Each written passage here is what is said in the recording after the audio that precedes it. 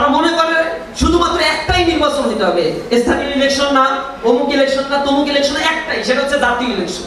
তারা ওইখানে ক্ষমতায় যাওয়ার পর বাকিগুলো নিজেদের মতো করে করার চিন্তা ভাবনা তাদের আছে। ঠিক আছে, নতুন বাংলাদেশের পালস তারা বুঝতে পারছে না। তারা এখনো মনে করছে মেকানিজম করে মনে হয় ক্ষমতায় যাওয়া যায়।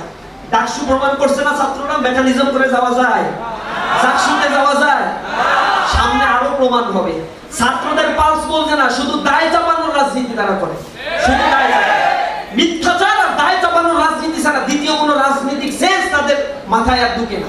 এই বাংলাদেশ যখন উন্নতির স্বর্ণশিখরে আরোহণ করতে পারতো, যুব শ্রেণীকে কাজে লাগিয়ে এই দেশটা যখন এগিয়ে যেতে পারতো, আমরা যখন বলি, আমির জামাত যখন বলে যে এই দেশে যদি আমরা ক্ষমতায় যাই তাহলে কেউ বেকার থাকবে না, সার্টিফিকেট নিয়ে বের হবে আর চাকরি দেবে, অনেকে ট্রল করে আর হাসে লেগে।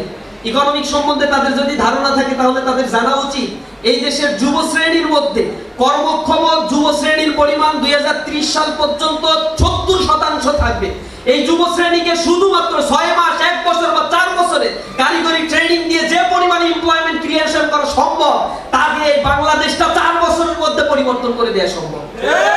দেশটাকে উন্নতির জন্য কোনো পরিকল্পনা কেউ করে না, কারণ দাদা বাবুরা তাতে অসন্তুষ্ট হয়। এই কারণে দাদা বাবুদের হাতে এটা তুলে দেওয়ার জন্য তাদের পরিকল্পনা। যারা ট্রল করে এই দেশের উন্নতির কথা বললে তাদের গাত্রদাহ শুরু হয়। তারা আমাদের উন্নতি সহ্য করতে পারে না। তারা খুঁজে খুঁজে কিছু কথা বলে, সকালে যে অমুক জায়গায় জামাত দখল করে রাখছে, তমুক জায়গায় জামাত দখল করে রাখছে, মন্ত্রী পরিষদের 1-2 জনের নাম বলে, অথচ তাদের সাথে কোনো সম্পৃক্ততাই নেই।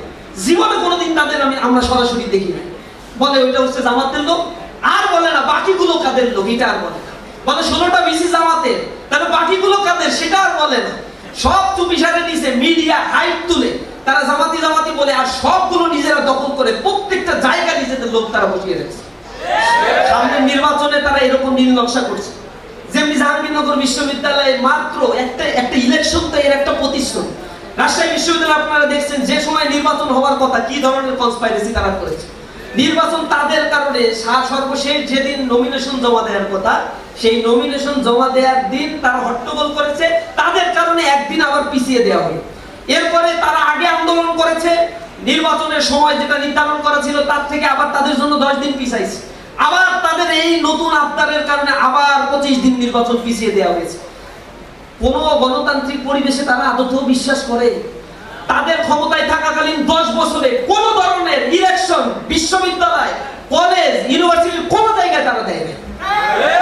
স্বাভাবিক ডেমোক্রেসিতে বিশ্বাস করে।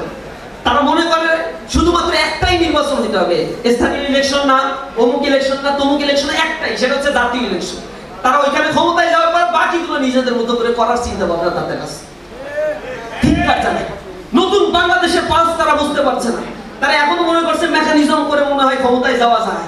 ডাকসু প্রমাণ করছে না ছাত্ররা মেকানিজম করে যাওয়া যায়, ডাকসুতে যাওয়া যায়। সামনে আরো প্রমাণ হবে। ছাত্রদের পালস বলছে না, শুধু দায় চাপানোর রাজনীতি তারা করে, শুধু দায় মিথ্যাচার আর দায় চাপানোর রাজনীতি ছাড়া দ্বিতীয় কোনো রাজনৈতিক সেন্স তাদের মাথায় আর ঢুকে না।